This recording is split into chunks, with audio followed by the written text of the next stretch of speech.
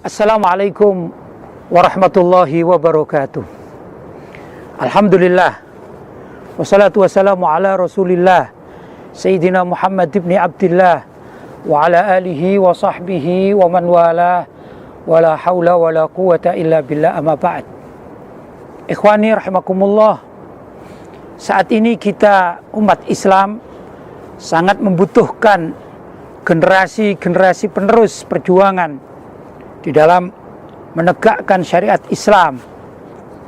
Kita sangat membutuhkan anak-anak kita, adik-adik kita untuk peduli terhadap kemaslahatan umat Islam.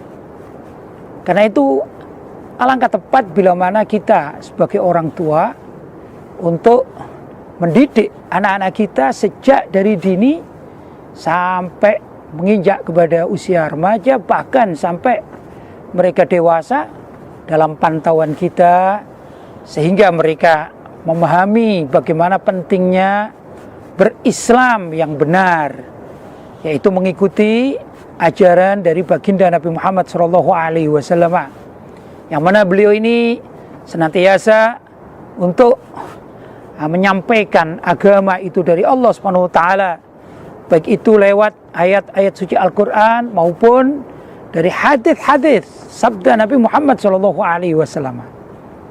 Nabi kita disifati oleh Allah SWT, la yantiqu anil hawa in huwa illa wahyu yuha. Sesungguhnya beliau Nabi kita Muhammad SAW itu la yantiqu anil hawa, dia tidak bicara dari hawa nafsu, in huwa illa wahyu yuha, tetapi setiap sabda yang beliau sampaikan adalah wahyu dari Allah SWT yang diturunkan langsung kepada beliau Nabi kita Muhammad SAW. Nabi SAW sangat peduli terhadap pendidikan anak, khususnya di dalam dunia ibadah seperti sholat misalnya. Nabi mengajarkan kepada umat Islam, ajari anak-anak kamu itu untuk sholat pada usia 7 tahun. Jadi begitu anak kita 7 tahun usianya, mereka hendaklah diperkenalkan dengan tata cara sholat. Wadribuhu fi ashrin, tapi pukul dengan pukulan pendidikan tatkala usia anak-anak itu 10 tahun. Jadi kalau 10 tahun kita jewer, ya kita cubit, walaupun cubit dan jewer di sini bukan yang menyakitkan, tapi memberikan perhatian kepada mereka agar takut bila mana mereka tidak sholat. Begitu maksudnya.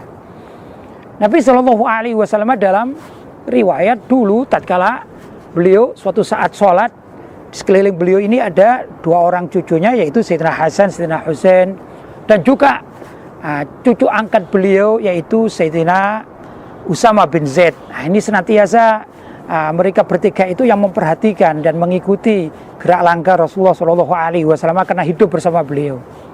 Nah, suatu saat Nabi kita SAW dalam keadaan sholat dan sujud, ternyata anak-anak itu yang sangat dicintai oleh beliau Nabi kita Muhammad SAW ada yang bergelayut di tubuh Nabi dan lain sebagainya. Tapi oleh Nabi tidak dilarang, bahkan Nabi sabar menghadapi mereka. Tujuannya agar anak-anak itu mulai sejak dini kenal yang namanya sholat. Karena itu kita juga di rumah tangga kita, setiap kali kita sholat, sebaiknya anak-anak kecil yang ada sekeliling rumah kita ini juga ikut melihat, dan kita jangan sampai merasa terganggu, begitu. Kenapa? Karena pendidikan sholat ini perlu diajarkan sejak dari mulai dini, mulai kecil. Nah, kemudian juga mari kita ajarkan anak-anak kita tata cara berdoa. Bahkan tatkala mereka belum bisa bicara, kita ajarkan, kita perdengarkan doa-doa kepada Allah SWT. Agar apa? Agar mereka mengenal sejak dini. Karena itu disunnahkan orang yang memiliki bayi lahir maka diadzani, kemudian diqomati. Itu maksudnya tiada lain agar bayi itu lahir ke muka bumi, maka yang didengarkan pertama kali adalah asmaullah, nama-nama Allah, khususnya adalah azan, yang di dalam azan itu adalah nidaun lis-shalah, mengajak kepada sholat. Nah ya ikhwan, ajaran sedemikian ini perlu dilestarikan dan diajarkan kepada anak-anak kita, agar benar-benar keluarga kita dijadikan oleh Allah SWT keluarga yang bahagia, keluarga yang islami, keluarga yang mengenal kepada Tuhannya, yaitu Allah Subhanahu wa Ta'ala, agar mereka benar-benar sejak kecil hingga tumbuh remaja mereka mengenal Allah, kemudian setapak demi setapak mereka menginjak dewasa dan dalam kehidupannya mengenal Allah Subhanahu wa Ta'ala. Maka tatkala mereka memilih atau membangun keluarga pun, mereka menjadikan keluarga yang islami. Dengan demikian mudah-mudahan setiap generasi kepada generasi berikutnya tumbuh di tengah masyarakat adalah keluarga-keluarga yang islami, yang benar-benar memperhatikan syariat Islam sebagai panduan hidup.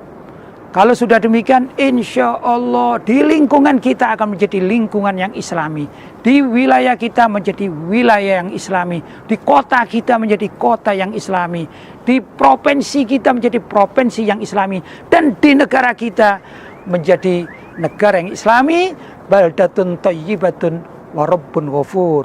Mudah-mudahan apa yang saya sampaikan ada manfaatnya. Hadza ma aqulu lakum wal afu minkum.